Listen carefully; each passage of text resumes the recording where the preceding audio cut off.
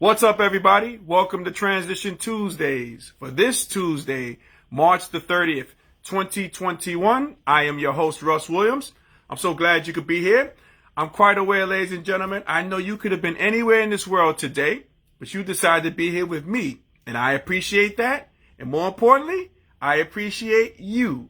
So welcome to this Transition Tuesdays on this last Tuesday of Women's History Month.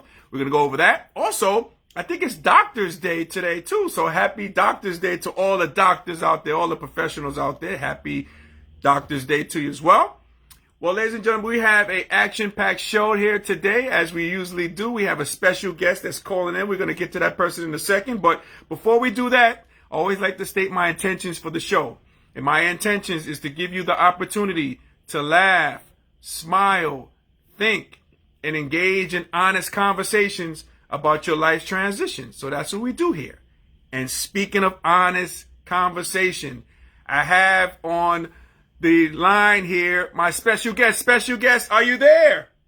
Yes, I'm here, Russ. All right, the special guest is here. Let me read. I have this extensive bio. I have to read to my special guest so everybody could be, caught up on who I have, because I have a big wig here today, guys. I have a big wig here, ladies and gentlemen. Okay, so my special guest is one of just 39 female athletic directors at the Division I level when she was hired, returning to our alma mater as the first female athletic director in Manhattan College school history. My guest is the first woman, I get this, guys, the first woman inducted into the Manhattan College Athletic Hall of Fame, and the first, again, another one of first, she's the first 1,000-point scorer in program history. And get this, she was inducted into the Metro Atlantic Athletic Conference Honor Roll at the Naismith Memorial Hall of Fame in Springfield, Mass. So, ladies and gentlemen, Transition Army, please help me welcome Miss Marianne Reilly to the show. Marianne, how are you? You hear the applause? You hear those applause? So good to see you. I know, even though we can't see each other, but it's so good to hear from you. Exactly, Russ. Thanks so much for having me. I really appreciate it. No. It's fitting to have you on, Women's History Month, the last Tuesday of the month. So, this is a good get for me, guys, ladies and gentlemen out there. We have great guests, but I know Marianne, she's going to be one of the better guests. I can just feel it. I just got that vibe. You're setting me up for going down. Nah, I'm not setting you up for failure. Just success here. Just success. So, Marianne, I'm not sure if you're familiar with our show, Transition Tuesdays, but when I have guests on, I play music for my guests, and we got Chris B. Williams. He is on the check-in here. We got the voice of the Jaspers on here. Uncle Smooth. Uncle Smooth is here. Yes.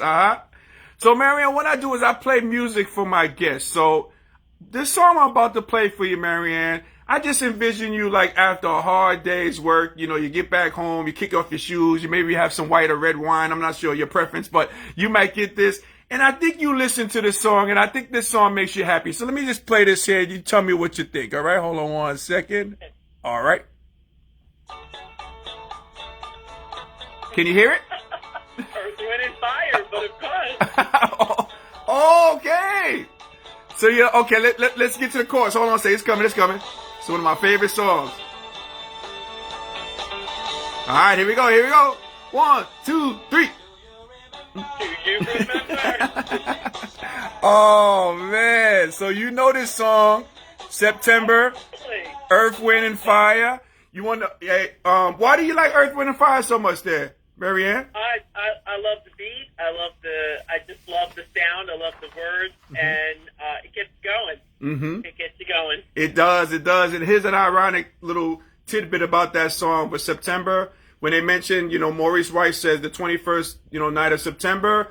My daughter was born on September 21st. So this song is big for us. Oh, really? Okay. Yes. Oh, yep. Wow. Yep. Hey. Yep. I was like, please don't ask me to name that tune. No. That's what I like. No. I just figured I think you would like the Earth, Wind, and Fire vibe. I just thought I'd take a chance and play it for you. Are you sure Whitney didn't tip you off? No. I can't lie. She did. She did tip me off. She did. Well, I used to have "Let's Groove Tonight" as my ringtone, and I remember being in a staff meeting, or student athletic advisory meeting, and it went off, and everyone just looked at me, and I was like, "Sorry, guys, I love their music." There you go. Earth, Wind, the Elements. Absolutely can't go wrong with them. You cannot go wrong. We got my man John joining. What's going on, John? Welcome to Transition Tuesdays on the check-in. Perfect. So, Marianne, I'm glad I can still wait a couple of minutes for you. I really appreciate it. So, like I asked all my guests, the first question is, how are you and your family coping with these 3 pandemics we're currently going through? We have COVID, you got the economy, and you also got social injustice. So, how are you and your family coping with all 3 of these pandemics thus far? We got so much going on.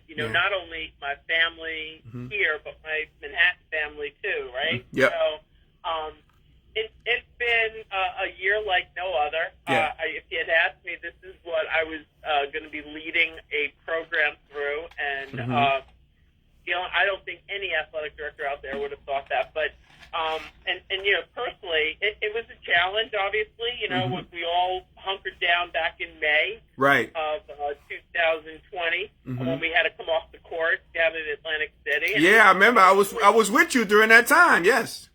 That's right. Yep. It was really difficult to take, the teams off the court. Yep. The men had just finished up, and the women were just about to take the court. And I went, oh, what is going to happen? Yeah. Yep. I just felt awful because they were so pumped to play. And, after that, I think everybody kind of figured it was going to be, we're going to be out of work for a couple of weeks. We're going to work from home. And no one knew what Zoom or Google Meet was. Yeah, right. Absolutely. Not at all. I mean, I said, how am I going to do this Google thing, And now we're experts at it. Yeah. But, 2 weeks went into a month went into 2 months, and then before you knew it, we were in the summertime saying, okay, we have to prepare for the fall, and how is this going to look? Yes. So, personally, we struggled, obviously, like everyone else. And then, unfortunately, Tom, my husband, he had a couple of medical issues that came up, and we were trying to stay as healthy as we could. And then we both got COVID. Wow, you both had COVID. Wow. We both got COVID in January. Just as we got through and we were entering the new year, we welcomed the new year. Only a couple of weeks into it with, I'm feeling a little achy, and I thank God that we got it, and it was, I'd say, fairly mild compared to other people. Oh, that's great. And so I thank God for that. But, it made you realize that this, back last March and April, when I lost a couple of close people in my circle, you realize, wow, this is, could be very close to me very soon. And so I think people were really nervous. Yeah. But when it didn't, you figured, okay, we're getting beyond it after December, and we still stayed, socially distanced. We still did all the things that we were asked to do, but somehow, some way, we picked it up. Maybe at a store, who knows? Yeah. And so we were sequestered for about 2 weeks. Wow. We actually stayed apart because Tom was supposed to be going in for surgery, and so he looked at me and he says, "See ya." Like, you kicking me out of the house? So we did stay separate because they didn't want to interfere with his surgery, but unfortunately they did delay it for a little bit, and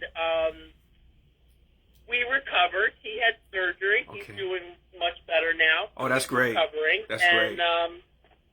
But the good news, my niece, she found out she was pregnant. She has been trying for a while, so that was really positive news. That's great. Absolutely. It's like everything. You've got to take, the challenges and all the blessings all at the same time, and find out what's really important.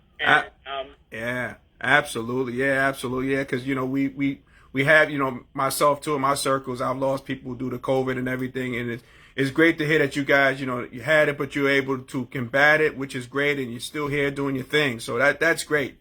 Oh, man. Absolutely. Yeah. And it really made you think about what's important, right? Absolutely. So even when we were speaking to coaches, coaches are coaches. You know, we've all been there. We've played for them, and maybe we were them. Yep. And they're all cut out of the same cloth. They want to win, and then every once in a while, you have to take a step back and go, it's important to win, but right now, it's important to be together and play and know what you love to do.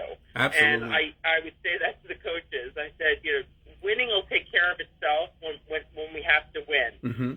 Right now, be joyful that you're able to play. Yep. Because that could be taken away in a heartbeat, right? Absolutely. We had a lot of those, you know, intimate conversations about what was really important. So, but thank God we're here. Yep. We got a season under our belt. Yep. We're on to spring sports, and so I just came back from softball where we won 2 games. So, all good. Oh, that's good. That's perfect. That's perfect. We got Greg joined. What's going on, Greg? Welcome to Transition Tuesday. We also got Stephanie. Stephanie, I haven't seen you in a while. I was going to say happy transition to you, but we're happy you're here with us, Stephanie, as we got the Mr. Softy playing in the background outside of my apartment here, which is funny. We also got Ron DeClario joining. What's going on, Ron? Welcome to Transition Tuesdays, everybody. We also got one of the Jasper's finest, Jason Ben, joining. What's going on, my brother? Welcome to Transition Tuesdays. We also got Sharif joining. What's going on, Sharif? Welcome to Transition Tuesdays as well, man. People are coming out for Marianne, I tell you, but that's to be expected. When you get big wigs, like when I get A-listers like this, you know, they come out. I feel like I'm among the A-list. I know, right? Thank you all for joining. Oh, yeah, no problem. So Marianne, now, you know, I want to applaud you for something. I love what the women's team was doing, and the other teams on campus, you know, was doing, like for Black Lives Matter and the social injustice. So I know that starts from the top, you know, which is yourself as the AD. But you know, I just want to, you know, give you the flowers, you know, when it's due, because I really applaud their initiative that they took for, you know, social injustice. So I just want to get your thoughts on that. Yeah, we had a night vigil that women's basketball. It was really their initiative, and you know, men's basketball joined in. Unfortunately, not everybody could be there that evening because of classes. Yep. But it was such a beautiful vigil, and those that missed out.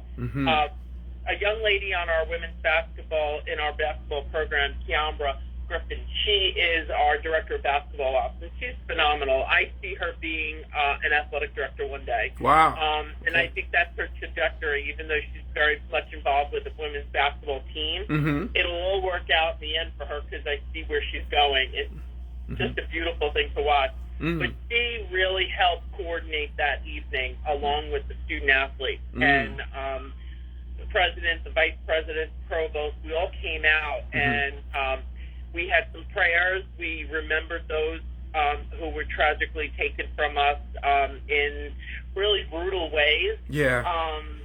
And it just made people stop, think, and it was just a beautiful reflection. And we shared it on our website, our college's website. Okay. And I think those that attended were really impressed on how to deliver that.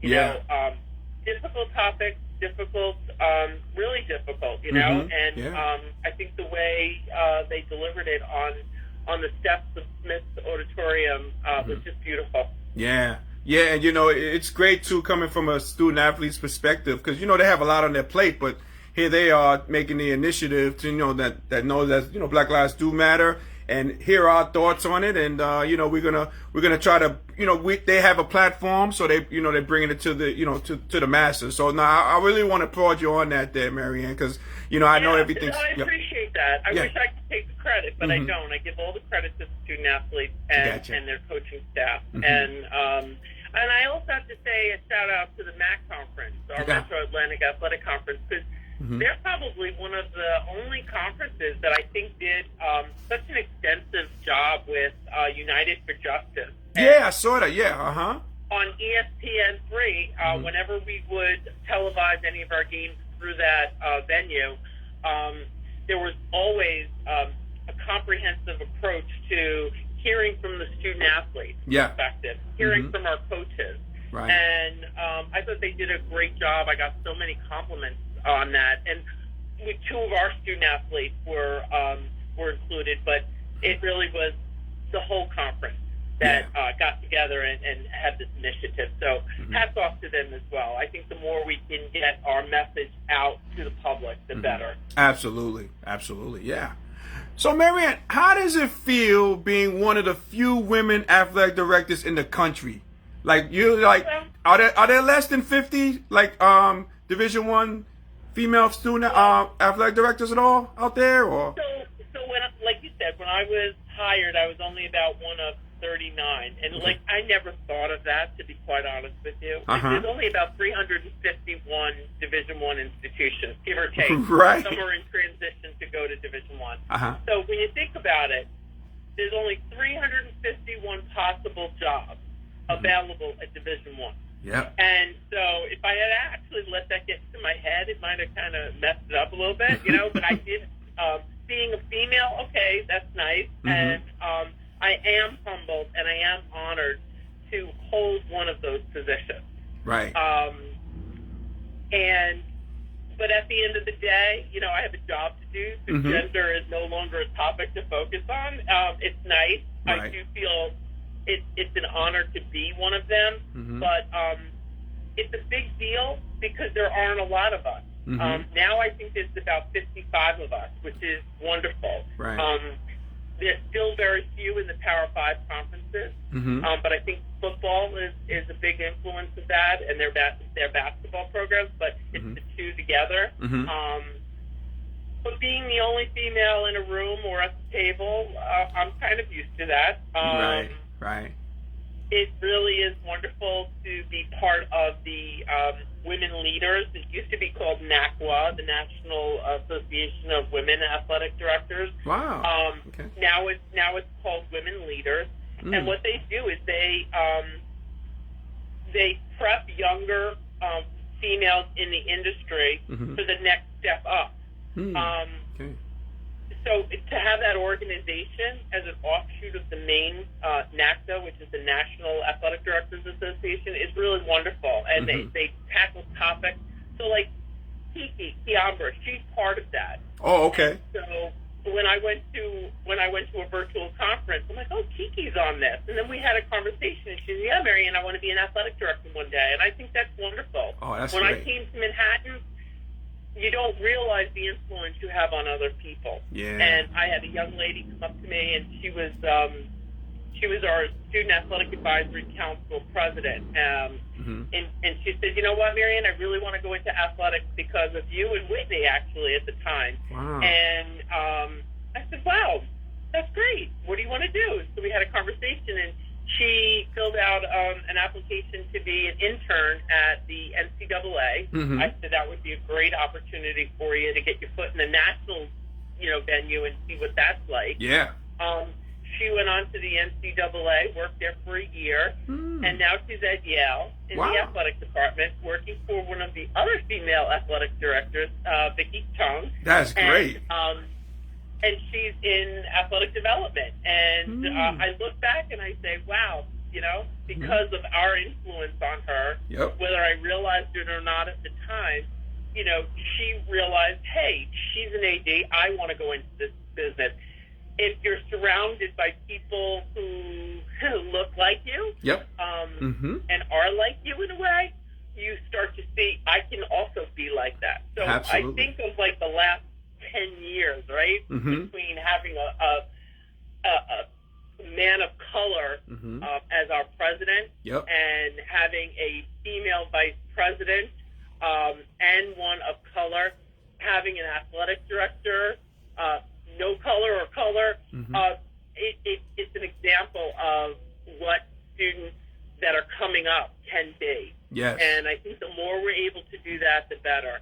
Why I ever thought I was going to be an AD, I don't think, maybe I did get tired of being the only female around the table. I don't know. And I went, I could do this. Or you can do this, I can do this. And I remember a grad assistant of mine who left when he was a grad assistant and became an assistant AD at Brown and maybe at Columbia. He had some really good position stops. Mm-hmm. And he looked at me at a recent in-person conference about a couple of years ago, and he goes, Marianne, when do you know you're ready? And I just looked at him and I went, well, you kind of don't know if you're ready. Right. You kind of feel like, I can do this, and you always have to take that leap. Yep. So, yeah, that first year was interesting because I remember people say, oh, it's going to be like drinking out of a fire hose. And and the door shut, and I sat in the office and I went, okay, there's no one to my right and there's no one to my left. Right. The bus stops here. That's right. Yep. You know, but hey, if I'm that example for others, then I'm doing my job. So it is an honor to be the first woman. I hope I'm not the last woman. Right. I was just going to say that. Right. Absolutely. Yeah. But, you know, at the time, yes, I'm humbled. I'm honored. I am honored to have one of those positions despite my gender. And and if I'm an example to other females and other women of color, then so be it. And that's awesome. And I can't wait to see what this young lady, Kiki. You know what? You should have Kiki on. Okay, we gotta do that. I gotta have her on. Absolutely, we'd love to do that. Okay. She'll blow you away. Okay. And I said, wow, she's special. She really is. So, okay. Yeah, she just gave a presentation on leadership to our division. Okay. As a professional development. Phenomenal. Okay. It's like, wow, I feel like I'm back in school. All right, I'm gonna be. I would suggest you have her. I think your listeners would love her. Cool. Okay. Okay. We'll do that. Yep. My people get in contact with your people. We'll make it happen. Good. Excellent. Absolutely. Perfect. Yeah. And like you say, we just never know who's watching us. But again, if you see somebody, being that way, like if you see it, you can be it, type of deal. So yeah, it's good that what you're doing. Absolutely. So Marianne, how does it feel being the AD at your alma mater, Manhattan College? Now, how was that feeling? Or how does it feel? I think, it's special. It really is special. I think when an alumnus comes back, they have to bring a passion, right? Yes. Or I remember when I was a student athlete here, this is what I loved, this is what I didn't love. I want to change the things I didn't love, or maybe those things have changed. Right. So I definitely bring a passion that I think any other candidate that had applied for the job probably did not have. Absolutely. Yep. I also think working at Manhattan, you have to be more than an average person. And I think being in New York is wonderful. I think you've got a lot of distractions in the sporting industry. You have a lot of distractions socially for students, right? They want to go off campus, they want to go down the city, you got to get them to come to the games. So there's a lot of different distractions. I also think that because we're in the city, we're challenged from a facility point of view. It's not as easy as just, going out to open fields and having multiple practice facilities. Right. So those are always, a bit of a challenge. And so I think you have to have that special passion to overcome those challenges. It's not just a job. You really have to love what you do. And that's always my motto. You do what you love and love what you do. And the rest of it will take care of itself. No doubt. And I think being at Manhattan, I think what I love about it, I always say we have blue chip players, and people look at me like, excuse me, you know the definition of a blue chip player? And yeah, my definition is they're blue collar kids with chips on their shoulders. And I mean that in the most respectful way. I like that. People work every day with, hard hats on. And I think that's what makes us who we are. We're grounded folks that love what we do. And I'm amazed when I hear parents say, "Oh, my kid loves coming to Manhattan," and I go, "That's awesome." Now there are times when I'm having a tough day. I go, "Really? Really?" But they're so excited because they are who we are, and it's about being in a city, rolling up your sleeves and going to work which is wonderful. But Yeah. that's who we are, right? Yep, that's we true. were part of that culture too. Yep. So I think understanding that culture is really important. Now, I will tell you a funny story. Okay. When I first started out, my first year, actually it wasn't my first year, it was my first month, because I was working. I was in transition. So I still had to stay at Fordham, and I was still trying to manage Manhattan until I fully came over here. Okay. And the women's, it was women's lacrosse, right? Spring, yeah. Okay. So women's lacrosse was playing their last game, and they were going to have senior day. And so we did senior day, and they were about to take the pictures, and I went, oh, no, the trains are behind us. Let's turn it around and have the bleachers that were fairly empty, right? And they looked at me and went, no, Marianne, we want the train. And I'm like, you want the train yard? And then I realized, I'm not at Fordham anymore. I'm at Manhattan. We don't mind the trains behind us because we love that. Yep, that's Manhattan. Yep. That was a beautiful moment for me. I realized where I was, and I remembered all the things that I love about it. So. That is a cool story. That's a cool story. We got my man Bill join. What's going on, Bill? Welcome to Transition Tuesdays. We also got Donna join. What's going on, Donna? Welcome to Transition Tuesdays. Long time no hear from, but we're glad you're here today. We are glad you are here today. Man, so I'm going to ask you, Marianne, a hypothetical question, okay? This is a hypothetical now because people are in these positions they have these jobs already, right? So I think the president of the NCAA is it President, I forget it, Emmett? Is it Emmett or something like that, I believe his name is? Yep. Okay, now, this is a hypothetical now. You can answer, you don't have to, and I understand, okay?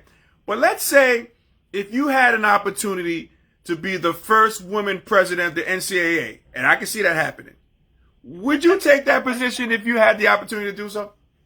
I don't think so. No, you don't think? Really? Why not? No, Why not? No, it would certainly. That would be phenomenal. Yeah. I don't know. I think to have that position, you really have to have a really good legal background. That's number one. Okay. Of course, like with any job, anything you're weak in, you surround yourself with people that are better than you at it, and then you surround yourself with success, and then you will look good.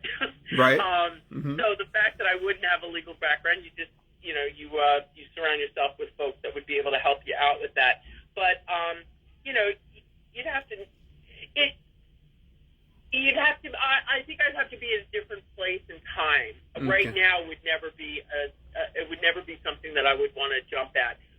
There's a lot of things that need to be addressed with the NCAA, navigating Congress and state governments and all the conferences, social movements, all of that, the inequities, the restructuring, the compliance, that alone. When I first went into athletics, I went into compliance, and I said, oh, sure, I'll do compliance. And I got the book, and I looked at it. And I thought I was going to read it like a novel. I'll be like, okay, I'll read this. And it was like bylaw this and bylaw that, and one contradicted the other. And I went, how am I going to know this 375-page book? Yeah. And I'm going to tell the coaches how to run their program. A lot of bylaws. And I understand the purpose of having put them in. I'm not sure all of it works anymore. And I think the shift to the Power 5 football, you sit back and you go, is this college athletics, or is this like a junior professional program? Yeah. Do the kids really go to school?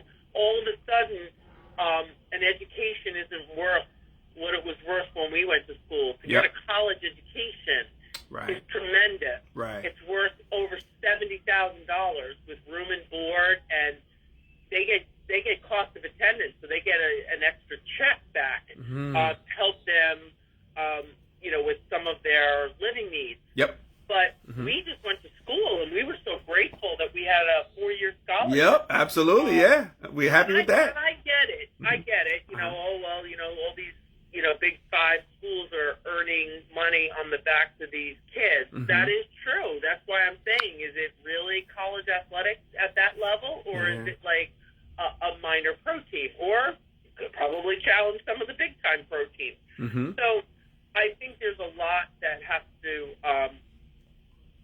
there's a lot at that level, and I'm not sure I would be up to wanting even to tackle it, because there's so many moving parts. Name, image, and likeness is coming through. Mm-hmm. How are we going to manage that? Yeah. I can see it's name, image, and likeness. Yeah, that's going to be a big one. Yeah.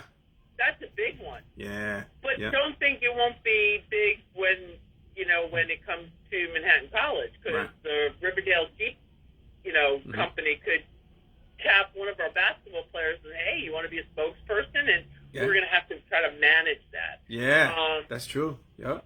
Mm-hmm. So, there's a lot of things. It would certainly be flattering, but I think I'll pass. Okay.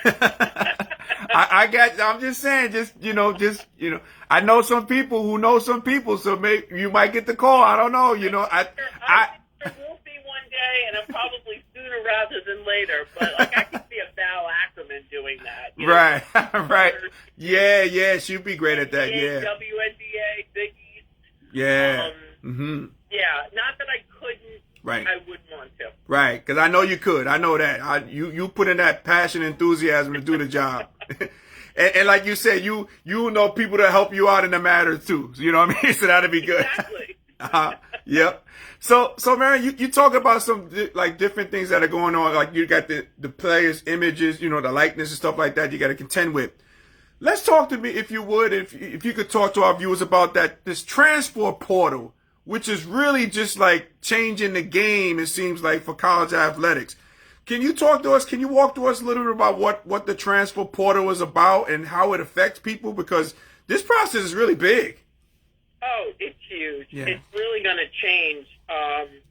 To be a especially Division I coach right now, especially basketball. Yep.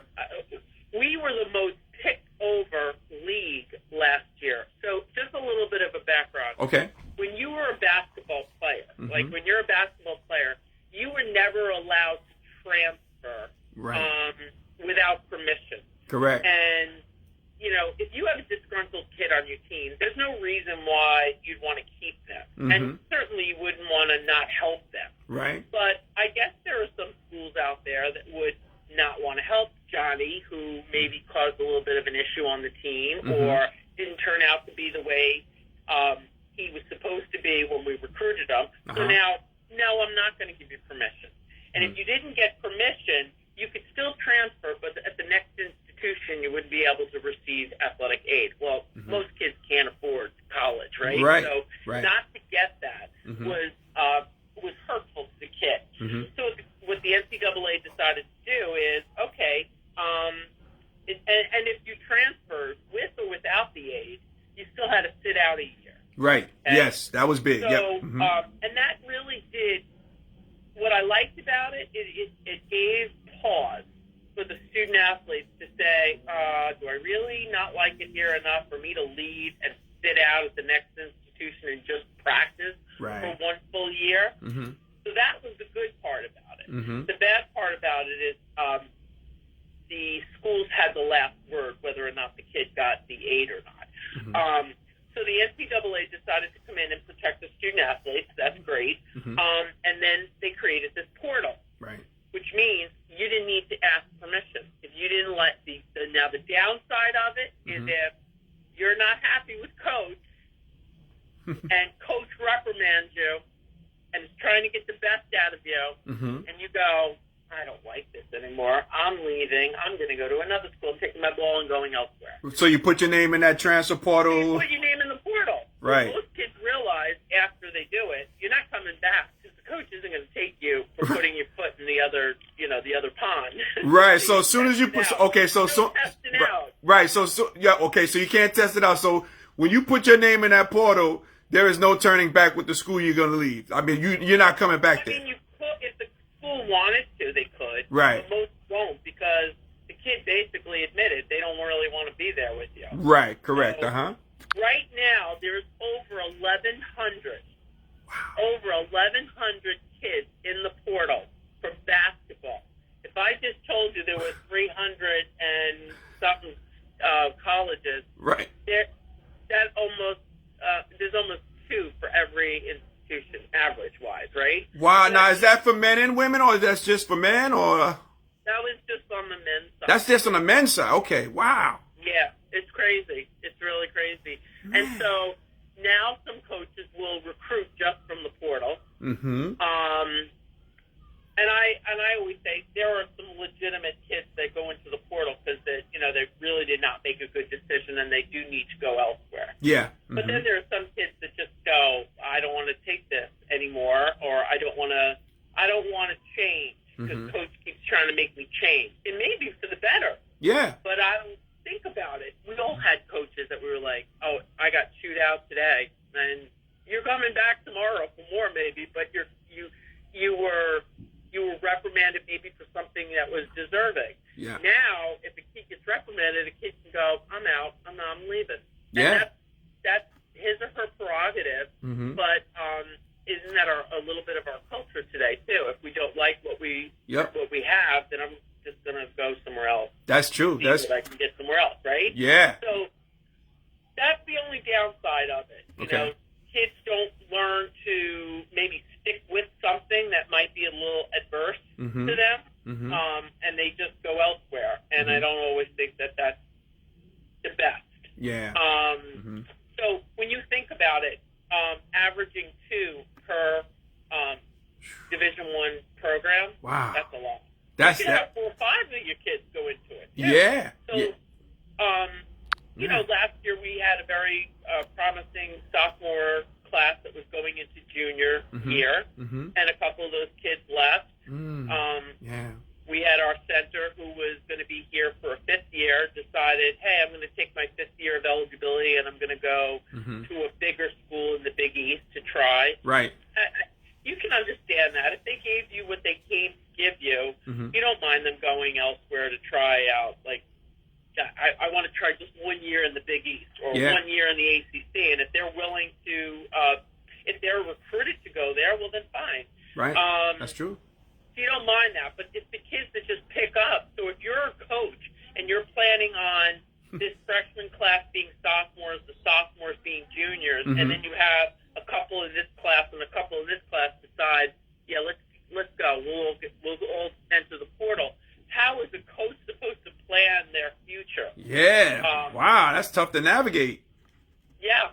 And so last year, I don't have the statistics on me right now, but the Metro Atlantic Athletic Conference was one of the most picked over conferences.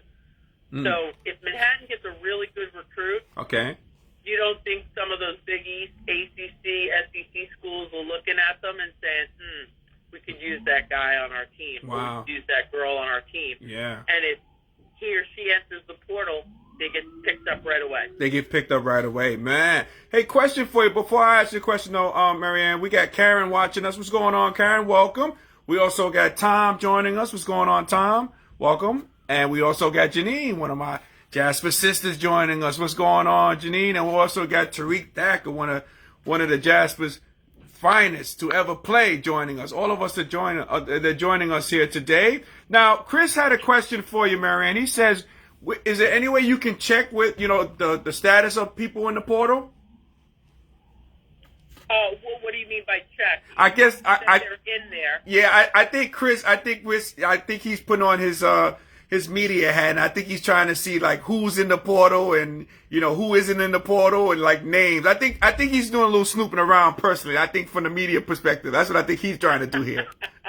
Well, if you have access to the portal, you can go in there and see the names and the schools that they're associated with, and then I'm sure there are some bloggers out there that have access to it, and can go in sideways. Let's put it that way. Gotcha. And this portal's crazy because let's say, for example, you might have kids, but let's face it, people are in people's ears. Especially, we played the sport. People get in your ears.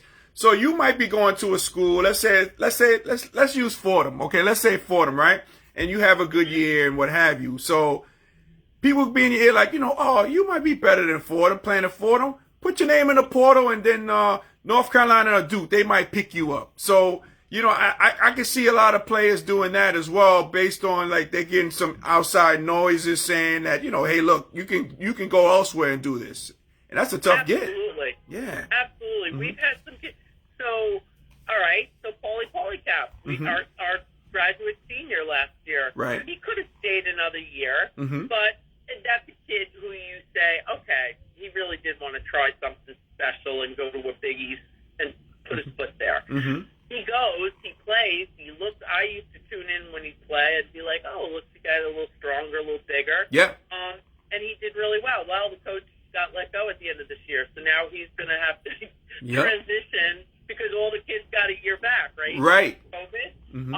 He has another year of eligibility, and he could stay there and learn under a new coach. Mm. But him and another player that was at Quinnipiac, was it Quinnipiac? No, at Monmouth. Okay. So him and another player at Monmouth went to DePaul. Mm-hmm. I hate to name the school, but right. and then there was an Iona player or a Villanova player that went to, was it Arkansas Mm-hmm. or Alabama? Yes. Yes. Yep. Yeah. So they're picking the best, and it's almost like we're the tryout, Yep. right? And then the bigger schools will come in, and like you said, people get in people's ears. Yeah. Whether it's a former coach or Yep. an AAU program, Mm-hmm. saying, hey, you know, if you're not being treated right, or if you don't think you're getting enough playing time, then check it out. Mm-hmm. Now, question, Marianne. So let's take Paulie for example. So he goes to DePaul, right? And now he has that extra year back, right? So he can play again next year, right? So Yes, he can. Can he go back into the portal because there's going to be new coaching leadership there? But can he go back in the portal and be picked up? Mm-hmm. Wow, I know. that is crazy. Now you know why I don't want to be the president of the NCAA. Okay, I see that. That is crazy. I mean, this changes the game in the recruiting. This changes the game. Totally changes it. Oh my God, man. Let's move on from that. Yeah, I can see that. Yeah.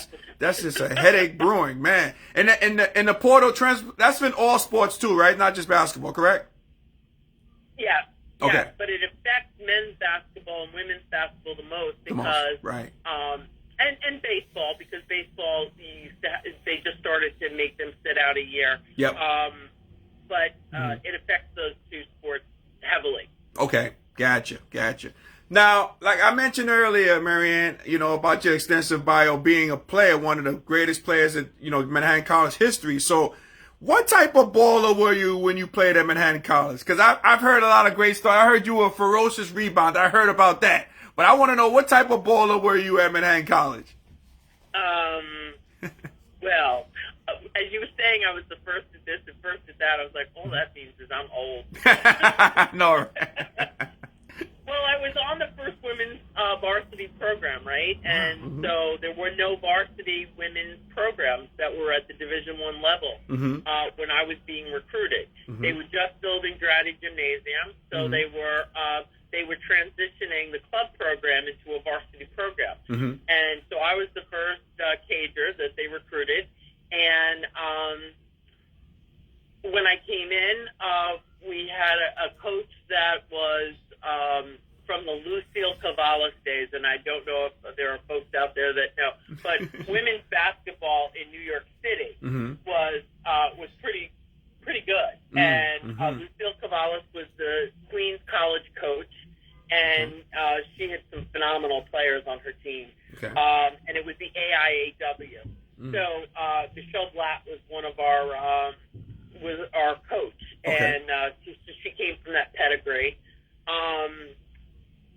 I was a power forward, definitely, girl from the Bronx. So, I sharpened up my elbows before each game. There you go. And I was tough under the boards. And I loved to shoot. So I didn't see a shot I didn't like. There you, a lady after my own heart. There you go. But it was really good. It was a good experience. Like a female Bobby Knight. And it's funny because as I was prepping for tonight, I thought of those times, and having had that experience experience was very difficult, I'll be honest with you, because at 2:30 every day when we'd have practice, we'd be like, okay, are we going to, like, run till we drop, or is she going to be in a good mood today? Right, yes, But having had that experience, I always believed made me a better administrator, because I had been through what a lot of student-athletes go through. I probably went through it at a different level of intensity than some of the student-athletes go through today. So I also know that there's got to be some balance, too. Definitely. To a student-athlete's experience. It can't all be absorbed by the sport. You're there to do I hate to say it like this, but you're there to do your job, right? Yeah. And I always say when I meet with the team at the beginning of the year, how much is your scholarship worth? And some of them will have a clue. Some of them won't. They don't even know. And when I say, like, $72,000, they kind of look. And I go, you get paid more than some full-time staff members get paid. Absolutely, so I'm not telling you you have a job, but you do have a responsibility. And we brought you here because you're talented. So now we're going to ask you to live up to that talent and that responsibility. And in return, you'll get a great education. You'll have a great experience. If there's things that we don't do well, I want to hear about it. Right. And at the end of 4 years, hopefully, you'll have your degree. And if you save some of those little checks that you get from the NCAA, you'll actually have a little savings account when you graduate. Absolutely, so there's a little bit of fiscal management there. Yep, there you go. Teaching, yep, that's right. Getting on-the-job training. No doubt about that. No doubt about that. Hey, Marianne, I want to ask you too, because, well, I got a twofold question, but I ask you this first. Now, you know, I've seen you at games, you know, men's and women's games, and I know you look at it in the lens of as a player, like, cause I can literally like look at you, Marianne, when a play happens, and I look at you, and I know you're thinking about, man, I think I would, if I was in that same situation that I just witnessed, I would probably do this a different way. So, do you, when you're looking at the games, do you view it as that, like what you would have done in that situation? Sometimes, like sometimes I'll sit there and I'll be like, oh, timeout needed. Oh, good, he's calling a timeout. Right. Good job. You know, like because I'm a feeler, so I kind of get a feel like, all right, timeout now. And I know sometimes coaches get technical to rile up a team. I understand that. So when a coach gets a technical, I don't always go, oh, that's terrible, we'll have to write him up or write her up. Sometimes it's used as a motivation, so long as it's not completely out of control. It's part of the game. I get that. Right. One of the things that I'm big on is fundamentals, and I really don't think the game has enough teachers that teach fundamentals. Yeah. Whether it's boxing out, everybody just jumps up to the ball, and it's like, okay, you all can jump really well, but unless you have a little bit more technique, it's just who can jump quicker and higher that gets the ball. But if you do a little bit of a box out and you do like a bump and jump, you can get the ball and make sure you own it. You know, those little things. Or good passes. You know, good passes lead to good shots. Sometimes you see a pass going behind the player instead of in front of the player. Right. And they wonder why the kid missed the shot. Well, it wasn't really the kid's fault he missed the shot. It was just he got a bad pass and he didn't get into the right shooting mode. Absolutely. You know those little things. Or if a big man's working hard down low and they don't get the ball, I get very upset. I've seen you on occasion on that one, Mary. Oh, man, that kills me. I'm like, give it to the big guy who's working too hard. Yeah, let him eat. You got to let him eat. Let the big dog eat or the big gal eat. Yes. Right. So I'm sure some coaches probably look at that as maybe a little threatening because I know the game and maybe they fear that I might judge. In the end, they get paid to coach the game. That's right. And I have to evaluate, but I have to see a very wide lens. Gotcha. One play. Understood. Yeah, I had to ask you that, Marianne, because I see you on the sideline, you know. I see you sitting there patiently, but I see the wheels of turn. You know, I see the stuff turning when you're watching. I know you're like, oh, man, what are they doing? Pass it better, pocket pass in the post or something, you know? Yep. I try not to be too animated because I don't want people to do exactly what you're doing, watching. Right. There we go. I get it. I know there are some athletic directors that like disappear because they're former coaches and Uh-huh. Like, I can't watch this anymore because I'm going to do what she's doing. Right. This is so true. Absolutely. Oh, man. Yeah. So, Marianne, how was the transition from you from being a former student athlete to working in athletics? Was that a difficult transition for you? No, not really. Oh, good. Okay. It's funny. I was a teacher and a grad assistant, right? Mm-hmm. So I was a grad assistant in women's basketball. Mm-hmm. And then I became, then I started to coach at the D3 level just to get a little head coaching experience. Okay. And then when I went over to Fordham, I went into administration, but it was a little bit more of like facility management, club sports, intramurals, and I was able to do some coaching at Fordham. Mm-hmm. So that was great. You know, it was a different setup then. You could Yeah. have part-time coaches then. Right. It's really the only coach that was full-time was the head coach. Mm-hmm. Did both men and women many Okay. times. And that's when I was asked to come over to the athletic department full-time. And so, and it was with that compliance book. Mm-hmm. You're right, that But, big Bible, but you know yeah. what? As difficult as it was, that was tough to go into the compliance piece because I'm like, wait, all these rules and regulations. And then I thought of my coach and I went, that's why this book is so thick, because she used to have us back for practice after we would lose a game. Yeah. And I'm like, can't do that anymore. Can't do that, nope. Because of you. Yep. I have another bylaw to remember. Right. But as difficult as it was, what I realized was compliance really is the hub of the wheel. So there's nothing that goes on in athletics that doesn't have a compliance component to it. Mm-hmm. So while it's one of the most underrated jobs that are in the department, you know, it's not as sexy as like Mm-hmm. if you're doing business or you're, you know, in marketing and, you know, development. Right.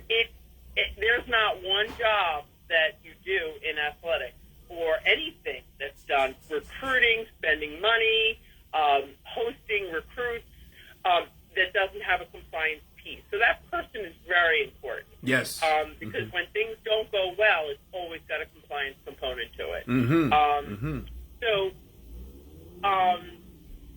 that was difficult, but I also realized that would help me going forward. Because a lot of people don't start out in compliance. Right. And because it's not the desired job. They go into business. They go into all the other jobs. Mm-hmm.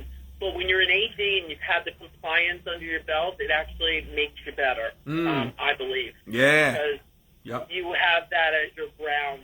You know that you have rules, and in the rules, there's a box. You want to keep it within the bounds. There's times that the box becomes a little gray, and you can work some rules to your advantage without breaking them. And that's the key. Like when you're in compliance, you can be very yes and no. You can do that or you can't do that. Or you say to a coach, well, what do you want to accomplish? And develop that relationship with that person so they say to you, well, I'd really like to get front row tickets to the Knicks game when the recruit comes. And you go, well, you can't get front row Can't tickets. do it. Yeah. You could do it. Yep, it's in the bylaws. Can't do that, right? Exactly, but you can use the host money to buy a ticket to the Knicks game in the upper level. There you go. And if somehow you make your way down to the floor, that's on you, right?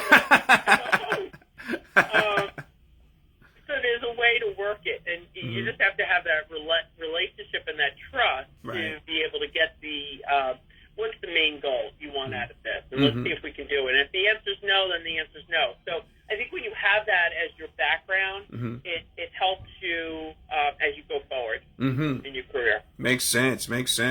So, Mary, I got one last question on the way out here, and I have this question for you. So, you know, obviously COVID is a major issue, but after COVID, what are some of your biggest challenges that you foresee as AD as Manhattan College? Well, I think diversity, equity, and inclusion is certainly right there. Okay. And COVID may go away or take some other form, but I think diversity, equity, and inclusion is really important. I think at every higher education institution, and that's going to be something that we have comprehensive and a collaborative approach with the rest of the college. Okay. So that's definitely that's one.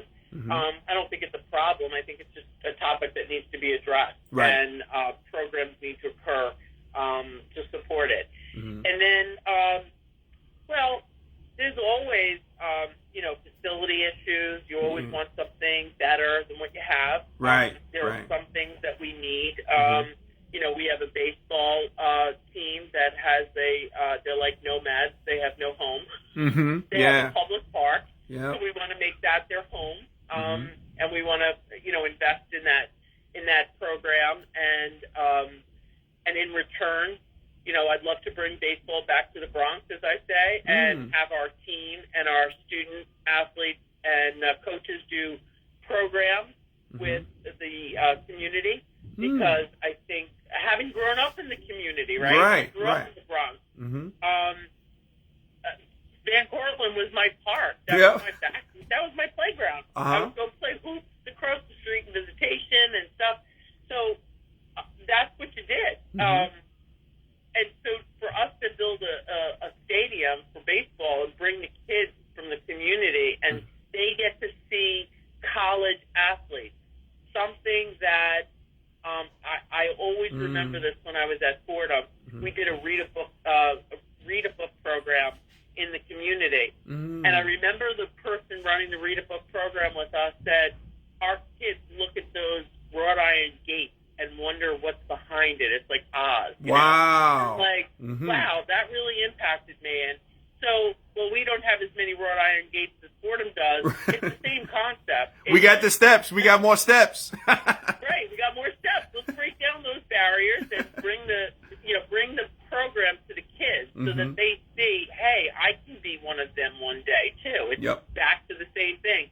If you see it, you can be it. Absolutely. So that's one area, and obviously, we want to upgrade some of the stuff with men's and women's basketball, the locker rooms.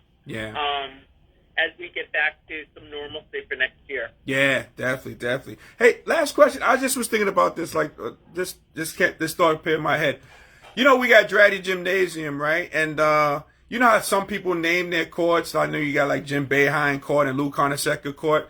You ever think about, Marianne, maybe naming it maybe Julius Kellogg Court? What Julius Kellogg meant to the program? Any thoughts on that? Yes, and I've also thought of Jack Powers. Jack Powers too. That's right. Absolutely, yeah. But if now I'm really letting the cat out of the bag, but Jack Powers definitely I was thinking of. Okay.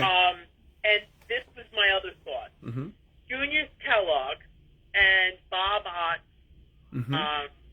Two opposite people, right? Yes. And yet they were the best of friends. Right. And it all happened because of basketball.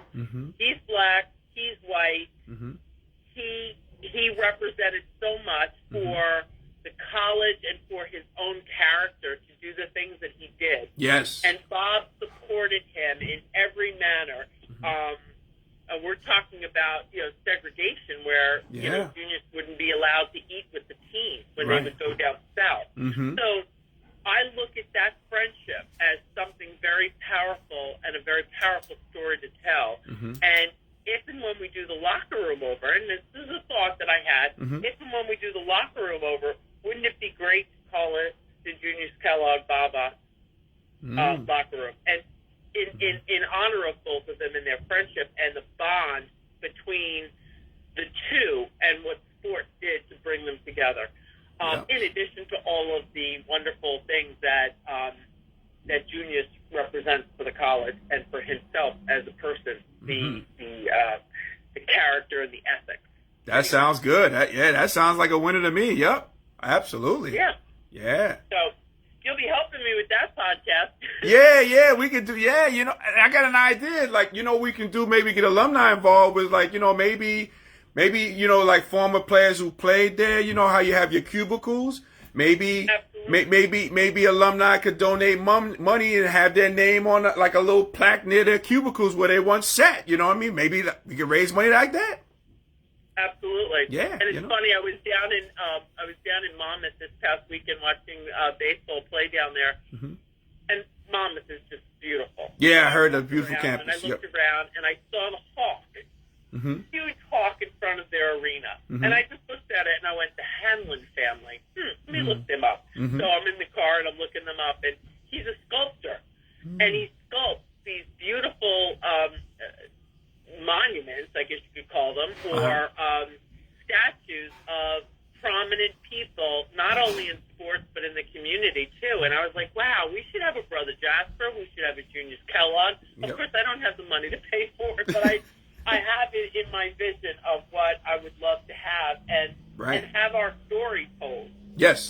Because we have a story. And one of the things that's wonderful about being the blue-collar, chip-on-your-shoulder community is we're very humble, and we don't boast. And we don't boast enough about our, because we have some really special ones. And I came from an institution over on the other side of the Bronx Fordham, and all they did was boast. Boast about this. This is how great we are. These are all our stories. And I'd be like, oh, they're so full of themselves. But you know what? You got to tell your story. You got to tell a story. Far and wide. And I think that's what we have to do. Because we have some wonderful stories to tell. Definitely, yeah. And I look forward to hearing those stories. And, you know, and any way I can get involved with the process, you know, you got my number, Marianne. I definitely want to get involved with that because, you know, I'm Manhattan College through and through. So, I would definitely love to get involved with that. But, thank you. Yeah, you're welcome. You're welcome. And before we go, we got Al join. What's going on, Al? Welcome to Transition Tuesday. So, Marianne, I want to thank you for stealing some time. I know you are a busy lady. I understand that. I know you're watching games. You know, you're governing the student athletes on campus and all that good stuff. So, but just remember though, Marianne, you might be getting a call from the NCAA offices. Just be ready. All right. As long as it's not about a violation, I'm okay. There you go. There you go. Thanks again, Marianne. Appreciate having you on. Appreciate you. You're quite welcome, and thank you to everyone that joined us today. All right, absolutely. Thanks again, Marianne. All right. Okay. Bye-bye. Bye-bye. All right, ladies and gentlemen, Marianne Reilly, the athletic director at Manhattan College. Oh, boy. Loving our energy. Great job there, Marianne. Great job. Great job. So, ladies and gentlemen, let's transition to some other events, some current events that's going on. And if you guys aren't watching, there is the Derek Chauvin trial. It was day 2 of the trial. You see it's the trial of Derek Chauvin. I think they should be changing the dynamics of it. This is the murder of George Floyd. I mean, that should be the captions here personally. Couple of things about what's going on. I saw the first day, which was yesterday, the trial. And it's really tough, watching, what took place, on that video. And now we learn that it was like 9 minutes and change instead of 8 minutes and change, which is, just crazy here. And I just remember, they played the video once again. And I took the time. I was really emotional. I started to cry, man, with it because I was like, man, oh, man, oh, man, oh, man. You realize what happened in that particular day. And that was tough. That was tough to watch, man. So, but, today we're in day 2, and I saw that they interviewed the young lady she was 17 at the time, but now she's 18, but they interviewed her. They cross-examined her about, her taking the video of the whole thing. And I think the thing that was really riveting about that, and again, this person is so young, she talked about, what was your feelings, about things. She just said, hey, look, I have a father who's black, uncles, brothers, cousins who are black. And I thought about them, when I was going on. And, you can really hear it in her voice. She was heartbroken because she felt like she thinks she could have did enough. And she didn't do enough, like physically maybe stop it, but she couldn't do enough. But the chilling thing that she talked about was this. She says, she said, like, that wasn't my job, though. It was that job of that officer, Derek Chauvin. He could have stopped it, and he didn't. So I think that was really riveting. So I think when you're watching this trial, and this trial is going to go on for a number of weeks, different prosecutions and, cross-examinations and different witnesses, we've seen how these outcomes turn out.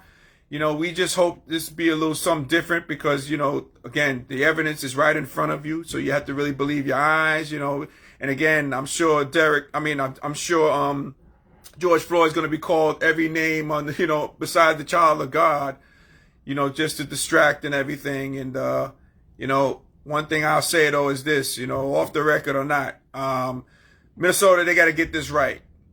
You got to get this right because a lot depends on this, because right now it looks like George Floyd is on trial, and not this Derek Chauvin guy. And it seems like America's on trial here.